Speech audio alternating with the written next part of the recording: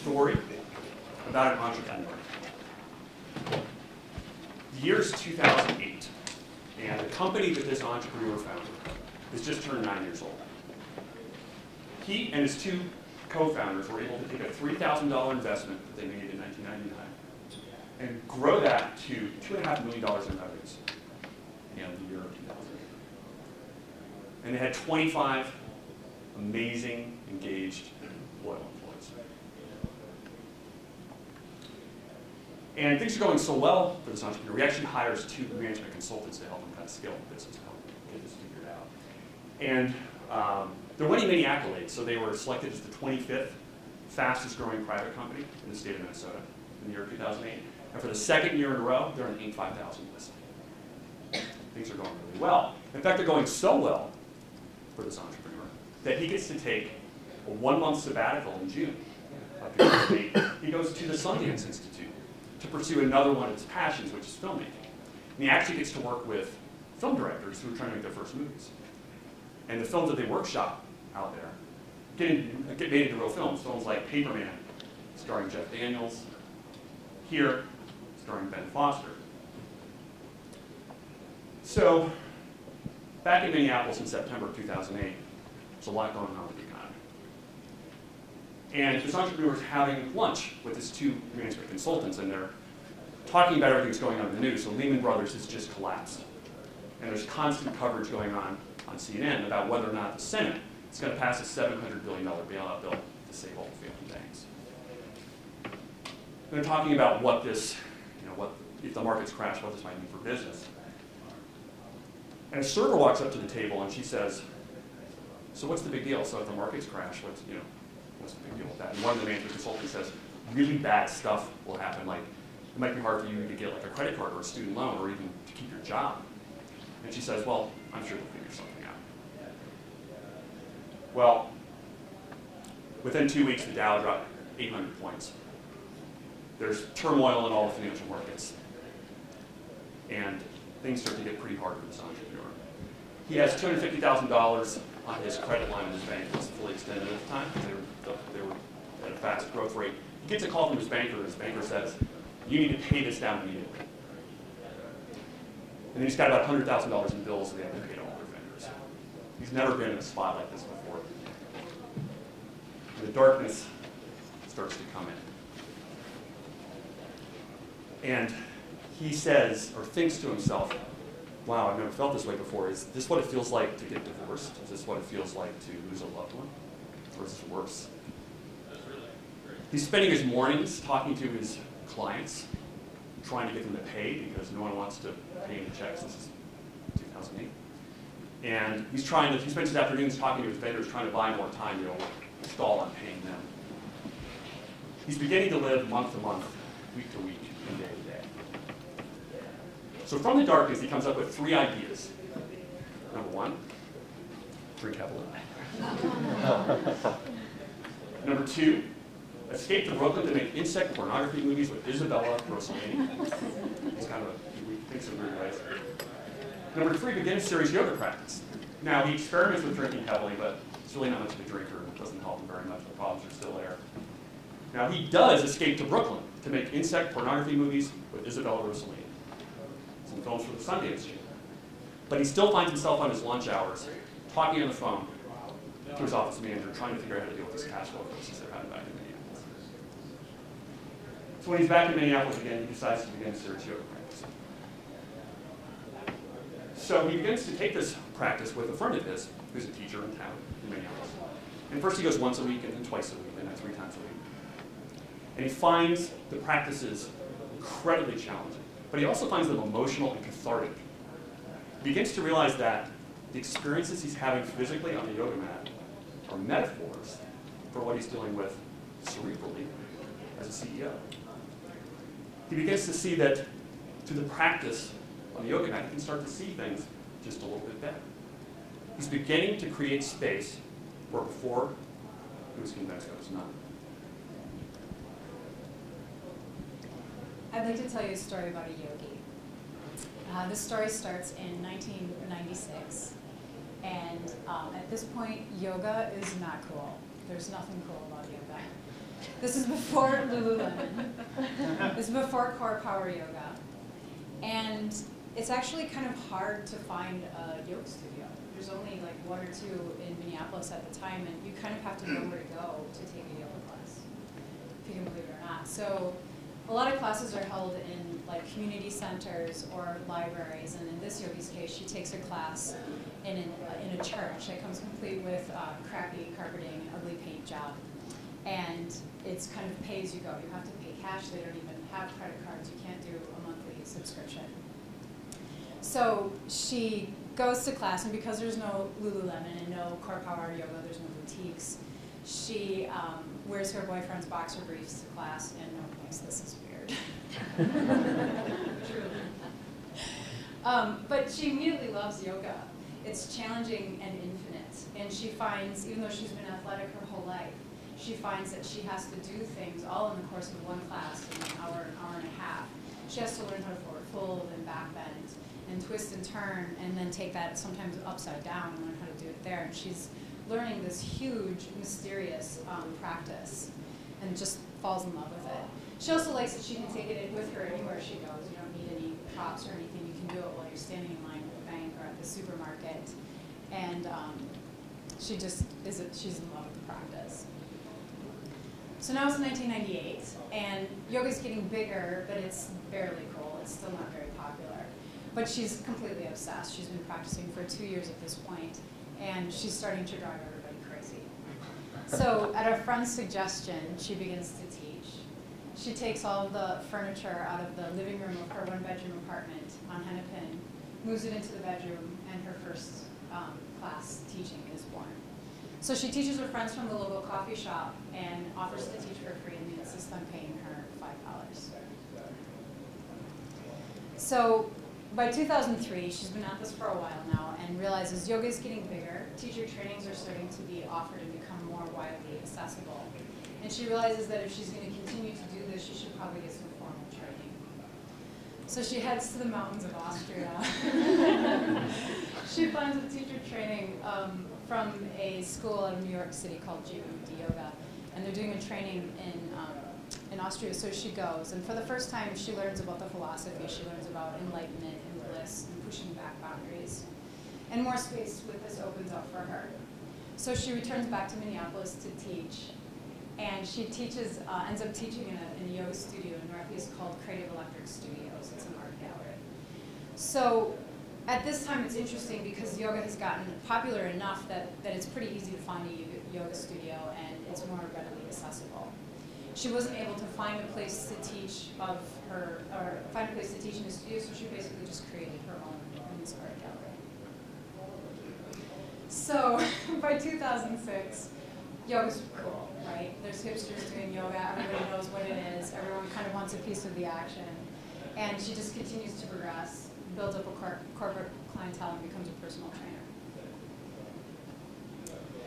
So by 2011, yoga is huge. Like you can get a yoga mat practically at Super America. You can't go anywhere without seeing somebody carrying a yoga mat or on their way to class. And so she realizes that she needs to take it to the next level.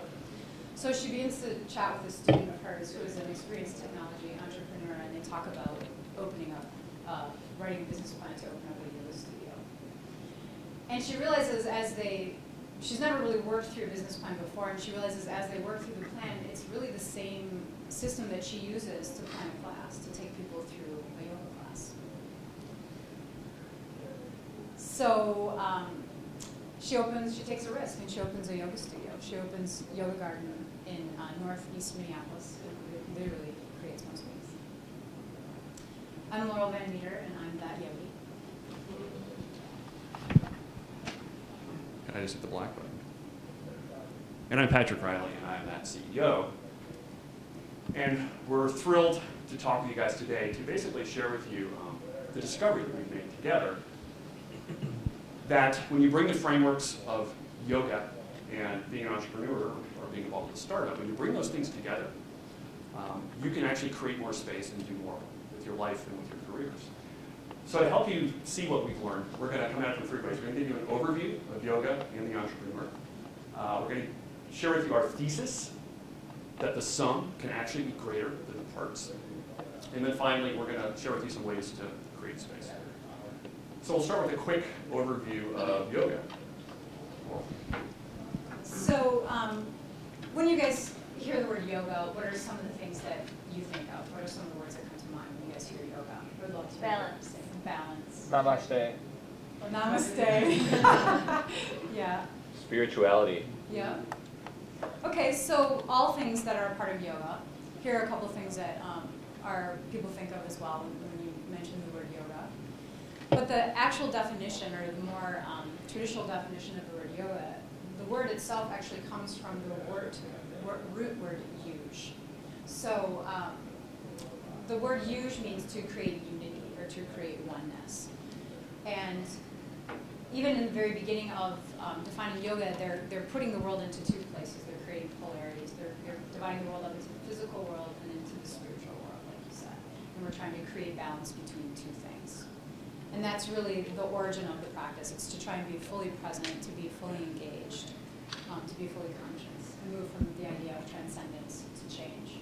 So as entrepreneurs, as creators, as designers, this is important because you're constantly being put in the position where you have to do just that. You have to take all of these different things into account and somehow create balance. So for a little history, yoga begins as an esoteric tradition between, well, somewhere around 5000 BCE. The dates are not exact. It started as an oral tradition, so we don't have the exact dates. And as I said, it begins as the origin begins as a practice to be fully present, to be fully aware. But interestingly, when it starts, the body is actually not even considered a part of the practice. Because the world is divided up into the physical part and the spiritual part, the body is actually considered, the material world is considered an illusion.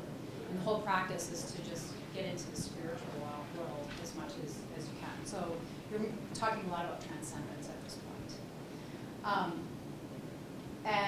So we move then into the classical era, which is 500 BCE. And for the first time, the body is actually recognized as a part of the picture. But the body is considered inferior to the spirit. So we get the idea of enlightenment and trying to transcend and overcome the body in order to get to this place of bliss. With this, we get the Yoga Sutras of Patanjali, which is interesting because, and important to know, because most of the literature that's written that's out there, like if you just go and pick up a book on yoga, comes from this era, and it comes from the idea that the body needs to be transcended. From here, we move into the post-classical era, which is really the era that I teach from most, and it starts in 800 BCE. And for the first time, the body is not a problem. The body and the mind and the physical world and the spiritual world are considered equal, and you need one in order to fully experience the other. So the body, the hidden potential in the body actually becomes the focus at this point. Different schools of yoga begin, the body is seen more as a temple rather than just a container for the spirit or the soul. So it comes to the US actually by this guy, Vivekananda, in 1893. He comes to the Parliament of Religion in Chicago, directed by his teacher from India to introduce America to the practice of yoga. So this is when people begin to understand this as a way to promote freedom and health, as a lifestyle change and more of a philosophy than it is a religion. So what I like about this is that you can see it's a progression from this oral tradition that's pretty esoteric, that doesn't even include the body, that believes in transcendence, to this idea of change, using the body as a vehicle for change, and setting that up as a different framework, as a way to think. So for just a few statistics, yoga in America in 2012, 15 million people are practicing yoga. It's a lot of people. It's a $27 billion a year industry. It's increased by 20% annually and 87% in the last 5 years. It's huge. All right, so kind of picking up on what Laura was talking about, when you guys hear the word entrepreneur, what are the first words you think of when you hear that? Come on. I know Lifestyle. Risk. Golf. Golf? I don't know what kind of entrepreneurs you know. Anyone else? Go-getter. Go-getter. Grit. Grit? That's a good one. So, few words up here: inventor, risk taker, disruptor, creator. Right? These are some of the modern. When we think about entrepreneur and some of the words you said, these are the things that I think we think of with this idea. But let's just do a quick history lesson with the idea of the entrepreneur. So if you go to the Webster Dictionary and you look up the word entrepreneur, you'll find this you'll find this definition: one who organizes, manages, and assumes the risks of a business or enterprise. Yeah. It's about managing risk, right, or something. To me, this doesn't really get at what I think of as the modern day entrepreneur. So let's do a really quick historical perspective on it. So the word entrepreneur is a French word, and the first time we find it in the French language is in the early 1700s. But it's really this guy, this French economist, Jean-Baptiste Say, that really starts to introduce the modern idea of the entrepreneur. And he introduced this thing called Say's Law. And it's a pretty simple idea. He said what the entrepreneur can do is they have this ability to take capital, money, and labor, and fuse it together into an idea to create a product or a service. And then Say's Law says that when you create this thing, when you create this supply, a demand will follow. So it's the beginning ideas of supply and demand, or if you build it, they will come. If you make it, they will buy it. And really before he started to popularize this, we didn't really have an understanding of that. And it's not that long ago. So let's fast forward to 1934, a very famous economist, Austrian economist named Joseph Schumpeter, and he introduces this great term called creative destruction. And what this term means and what his theories talk about is that what entrepreneurs can do is constantly disrupt existing products or services. And that, the way his theories went is that in general that tends to be good for business, it tends to be good for society, it's constant refreshing of stuff. And over time, this is good for humanity. And then in 1975, Howard Stevenson, who's a famous professor at Harvard, he gave what I think is the best modern definition of an entrepreneur. A little wordy, but I'll read it out. Entrepreneurship is the pursuit of opportunity without regard to resources currently controlled. This is it, right? So this is this idea that entrepreneurs, the modern entrepreneur, if we want to make it, we're going to make it. And we don't even necessarily need to have money, or we can start this in our living room. And even when we're going up against really well-financed resources, we're still not afraid. We're going to do it one way or the other. So to support that, look at this stat from 2009. Of the fastest growing companies in 2009, and this is from the Kauffman organization, which studies the entrepreneur, only 16% of them were funded by VC. 84% were non-VC funding, right? So people and entrepreneurs, these companies just get made because people want them to get made, and they will them into existence. But, you know, there's only 10% of businesses fail, so it doesn't mean that everyone's going to be successful, but this is really the idea of the modern day entrepreneur. So building on the idea of creative destruction, some real classic cases, Google, right, they disrupt, which is a more modern word for creative destruction, the advertising business. They're able to rework that into a model where we can now access all the information that we need whenever we want. And Netflix disrupts the brick and mortar video store. And what do they give us? They give us a lower cost and easier way to be able to get any DVD we want, and now on-demand movies. And to kind of support the idea of creative destruction, they're actually now producing new content, right? So shows like House of Cards are getting made. So Arrested Development. Arrested Development. Was that funded by Netflix? Yeah. Oh, the film, that's right, the movie. No, a new series. It's May 25th. Yeah. So this is an example of how, I love the fact that Ben has the answer. So this is an example of how these things work. But you guys know this, you get this. So this leads us to our thesis. We believe that the sum can be greater than the parts. When we take the practice of the yogi, and when we talk about that, we're really talking about a committed yoga practice.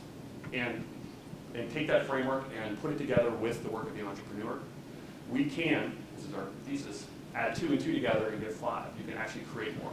And this is based on the experiences that Laura and I have had. So I'm going to give you a quick kind of perspective on the entrepreneur. So an entrepreneur is walking in the park one day, and they have that moment of white space, right? They see a new idea. They have a new idea. And I've had many of these. I've only had a chance to make a few companies. But it's a great feeling. And out of this, you know, you get the idea. And you talk to your friends, maybe you talk to your family, and you socialize it, and people are like, wow, that's a really good idea. You should do that. Now, if you know what you're doing, you take this idea, you start to convert it into the beginnings of a business plan. And this is the way I think about it. You take the idea and you can start to convert it into a vision. The vision is the idea of where are you going? And it's really important because you need to kind of articulate that vision. So what is it going to look like 2 or 3 years later once you've created this new product or service? Then you need to flank the vision with 2 things. The mission, which is why you do what you do, and then the objectives, which is what specifically you're going to do. And objectives need to be measurable. Things like, we're going to do $1 million in revenues this year, $3 million next year, and $5 million the following year. And then finally you get to the strategy, and this is how you're going to do it. And strategy really is where you spend your time as an entrepreneur. It really is the work. This is where you spend 10 hours a day, 12 hours a day, 14 hours a day, whether it's in your living room or your small space, getting your idea off the ground. But the thing about the work is that it gets really intense, really intense. But this is also the beauty of being an entrepreneur. With that intensity, amazing things can happen. You can create unbelievable products. But there's times when, I've experienced this, you get a little delusional, because entrepreneurs always believe that they can do more than they actually can. It's kind of hardwired into you. And that's an exciting thing, but sometimes you can just get a little too much. You might run out of money. Your partner might walk away from you that you've been working on a product with. Another competitor comes along and beats you in the market. These are things that just happen. The stool gets knocked out from under you. And when that happens, you can suddenly find yourself in the forest, lost in the forest. And it's very hard to look forward. It's very hard to know how to move ahead. And this is where a yoga practice can come in and start to help you with that. Oh, I'm not giving you that. This is mine. So this is where a lot of people are at when they first come to class, or they come to their weekly yoga class. They've got like so much going on in their head, and they're busy, and they've had a crazy work day, and they're in the forest basically. And it kind of goes back to what Patrick was talking about, the idea of creative disruption. So you kind of have to step into a different framework to stop that pattern. And so from the very beginning, people will kind of, I'll have them just like step onto their yoga mat and talk about how they're immediately stepping into a new framework. So you're kind of willing to go into the same unfamiliar place and do work from a different point of view. So I think Einstein said it, nothing happens until something moves. So we just start, in the first 5 minutes of class, we just start simply, we just start moving. We start to connect to the breath. We start to push back boundaries. You start to feel your limitations. And you start to move from the way you think into the way you feel. 15 minutes into class, you don't even remember what it was you were so stressed out about when you got there. You've completely shifted into the framework of your body, and you're kind of starting to make your way out of the forest. You're getting curious about the choices that you can make, and even just these little prompts that I give people to orient themselves on their mat just shifts you in a totally different way of feeling and thinking. So what happens at this point is actually your mind starts to follow your body rather than your body following your mind. So by 30 minutes, we've kind of worked towards the apex pose for an hour-long class. And you're in a totally new space. And this is when often I'll call a pose like handstand, and half the class will just laugh because they don't even think I'm serious, because that just seems ridiculous. And then the other half of the class that's been with me is kind of fired up and ready to go. So what I kind of love about this point of the class when you get to the apex pose is that you just do what you can, and you're okay with what you can do, but you're solving problems at this point in a completely different way, and you're solving them physically, you're solving them spatially, and you're solving them according to these different shapes that you're making and the adjustments that you're making within these shapes. It's just a completely different way of doing it, and you're really thinking physically more than intellectually. So what seemed impossible now seems a little more tangible, and you're gonna give it a shot. So at 45 minutes, we do this pose which everybody loves. It's called Shavasana, or Carves pose. And this is when you lie on your back and you just kind of assimilate everything that just happened. So I also love it because at this point you've got so much space to move into. All of that craziness that was going on in your head when you got to class is just not even there anymore. You've got so much room, you can just lie on your back peacefully and breathe. And that's an amazing thing, that to me, that you can do that in just an hour or an hour and a half by doing this practice. So you've made it to the edge of the forest. You can see the clearing. And you've proved to yourself that you can make your way out. And to me, it's about engaging in a completely different framework, but being engaged with the choices that you're making physically, the way you're literally placing yourself on your mat, the way you're lifting your arms up, the way you're breathing. It just completely shifts your way of being in your body from what you think to the way you feel. And now you can go back to work with a clear head. Good, so now we're going to share with you some things that you can start doing right after this session, if you should so choose, or in the short term, that can help you with this. And really, again, our idea is that by doing a yoga practice 2-3 times a week, I can tell you guys, if you commit to that, you will make better products, you'll have better startups, you'll be able to produce more, you'll be amazed what you get out of it. And even if it's not yoga, something else that metaphorically helps you physically kind of process with what you're doing cerebrally. We spend so much time in our heads, how can we kind of rework that metaphorically in order to make more and do more? So the first one is, or first tip is, show up every day. So when we talk about that, what do you mean, Laurel?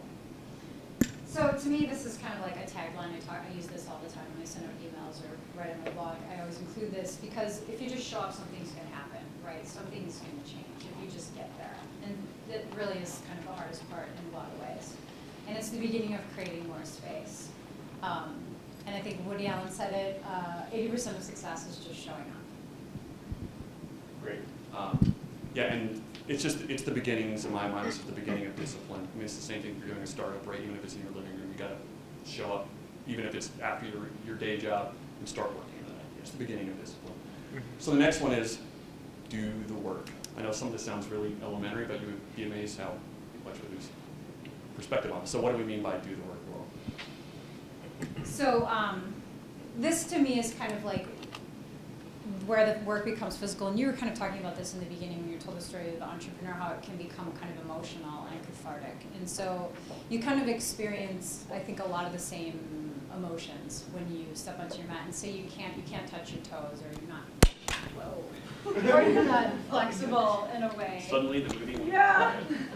Or maybe it's not, maybe you can't do something. I don't know what's going on with that. So yeah, you have to engage with the work that needs to be done, even if you don't like it.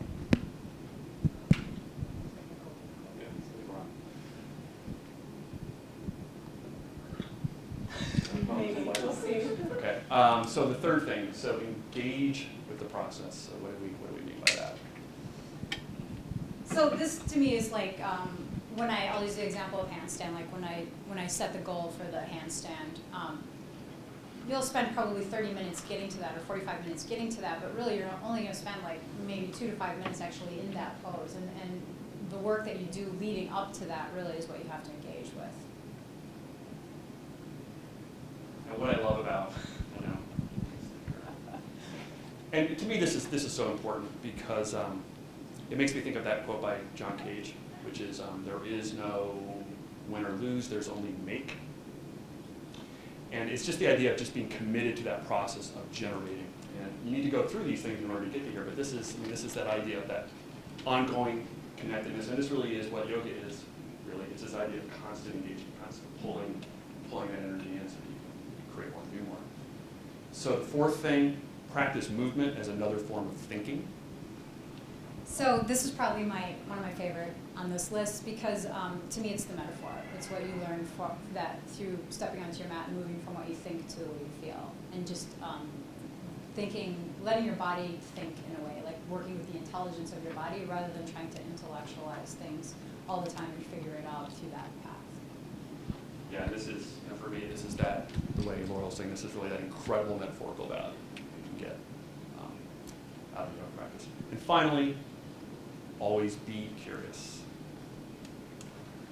And I guess this is kind of the heart of it all. If you're curious, you're going to do all of these things. It's really at the heart of it. And it's also what keeps the cycle going. And it's what keeps you wanting to know what's on the other side when you get stuck in the forest. It's what keeps you going when you think you can't create more space.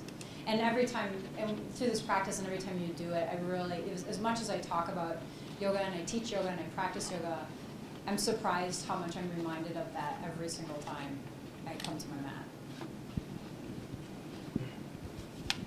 Yeah, I mean, the first time I went to a yoga class with Laurel and saw Laurel or other students kick up into a handstand, I mean, you're just like, whoa.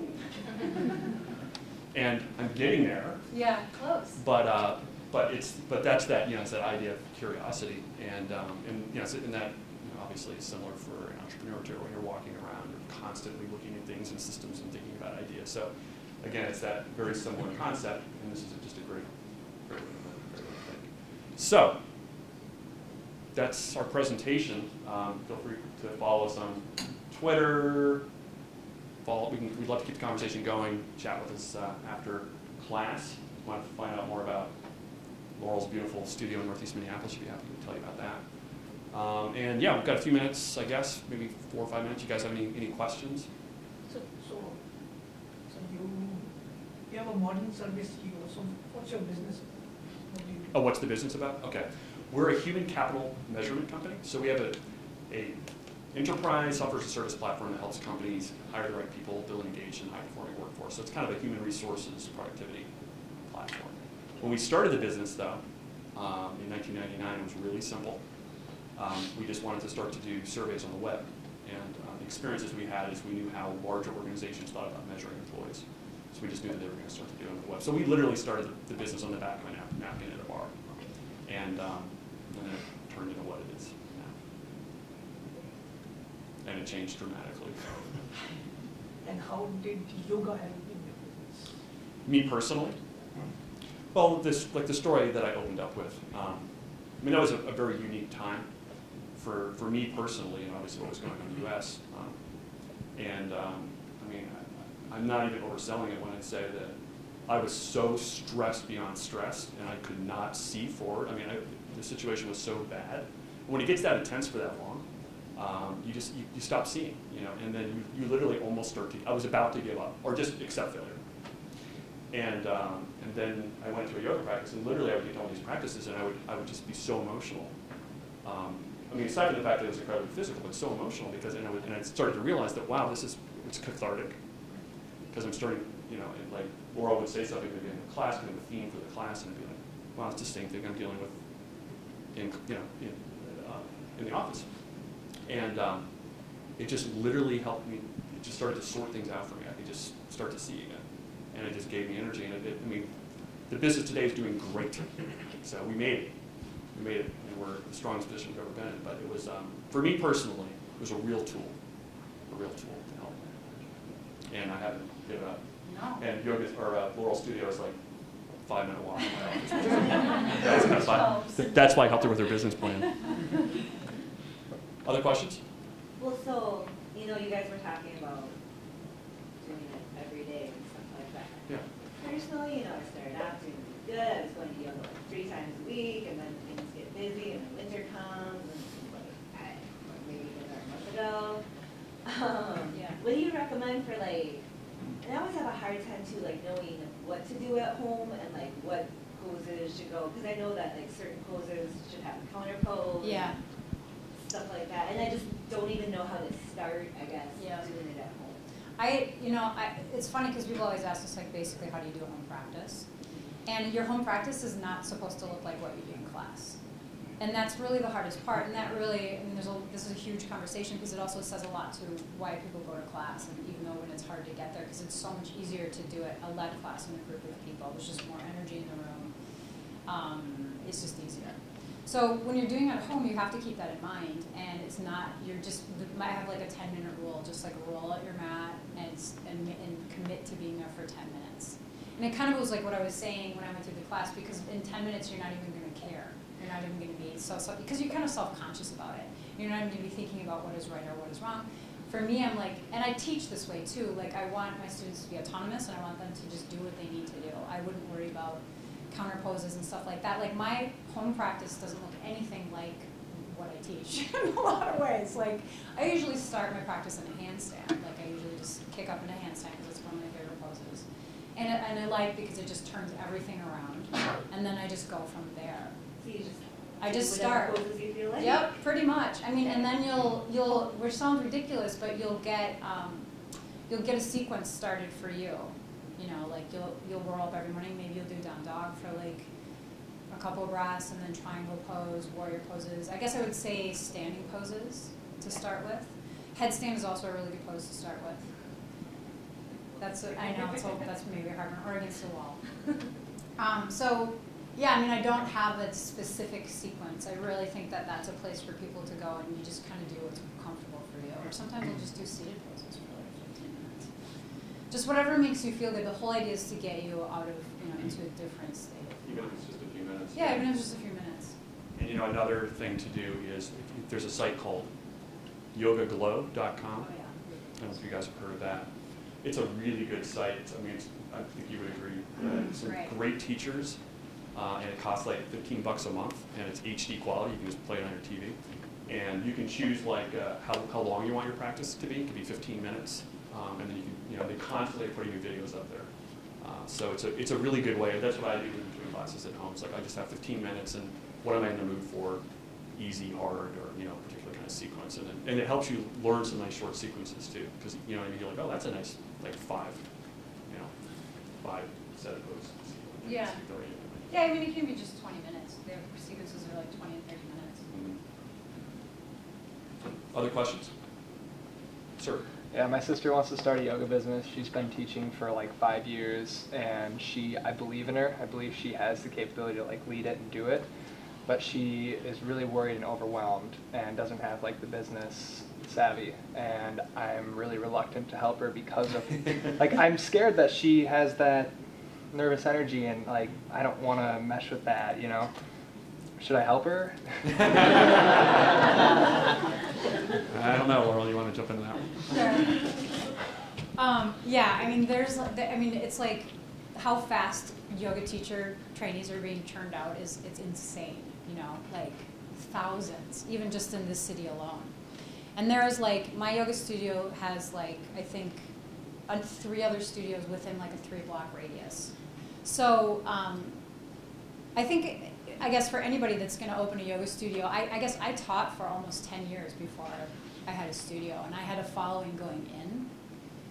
So I would say, my advice would be to find a space first, kind of like I did, and I just rented Creative Electric Studios and opened up shop and just create the space for it and see if you can create a following, and get some experience that way. Because if you don't have a following, it's going to be tough to get people in the door because they have so many different places they can go, and it's so much. Like the most common question I get asked right now when people call me and ask me about my studio is, do you have showers? Do you have a boutique? No. So, it's just like, that's not why I'm in business, that's not what I'm doing, but that's what people, that's what the mainstream is looking for, and you have to compete with that.